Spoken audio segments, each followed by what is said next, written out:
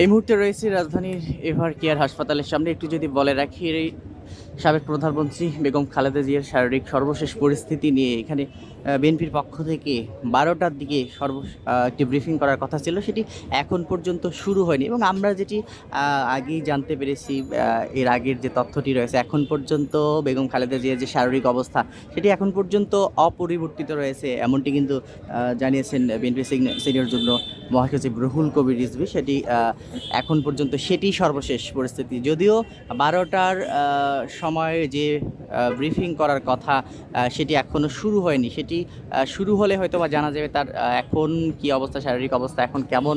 আরেকটি বিষয় শোনা যাচ্ছে, হয়তো বা তার শারীরিক অবস্থার যদি উন্নতি হয় তাহলে হয়তো বা আগামীকাল সকালের দিকে তাকে উন্নত চিকিৎসার জন্য নিয়ে যাওয়া হবে বিশ্বের উন্নত কোনো দেশে, এমনটি কিন্তু শোনা যাচ্ছে বিভিন্নভাবে।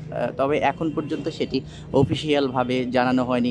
এখন পর্যন্ত আমরা যেটি দেখতে পাচ্ছি, রাজধানীর এভার কেয়ার হাসপাতালের সামনে বিএনপি সহ বিভিন্ন শ্রেণী বিএনপি নেতাকর্মীর পাশাপাশি বিভিন্ন শ্রেণী পেশার মানুষ অপেক্ষা করছেন। তারা কিন্তু খালেদা জিয়ার যে শারীরিক পরিস্থিতি, সর্বশেষ পরিস্থিতি শোনার জন্য, তার কি অবস্থা সেটি শোনার জন্য, দেখার জন্য হাসপাতালের সামনে ভিড় করছেন। এবং আরেকটি বিষয় আমরা যেটি দেখছি, বিগত কয়েকদিন থেকে যখন প্রধান উপদেষ্টার দপ্তর থেকে বেগম জিয়াকে রাষ্ট্রের অতি গুরুত্বপূর্ণ ব্যক্তি ভিভিআইপি হিসেবে ঘোষণা করা হয়, তারপর থেকেই কিন্তু এই এভার কেয়ার হাসপাতালের সামনের কঠোর নিরাপত্তা বলয় তৈরি করা হয়েছে। এবং এভার কেয়ার হাসপাতালের সামনে কড়া নিরাপত্তা রয়েছে, তেমনটি কিন্তু আমরা দেখতে পাচ্ছি। আজকে পুলিশের পাশাপাশি এখানে আমরা দেখতে পাচ্ছি বিজিবি, এর পাশাপাশি এভার কেয়ার হাসপাতালের চারিপাশে আমরা দেখেছি সেনাবাহিনীর সদস্যরাও দায়িত্ব পালন করছেন।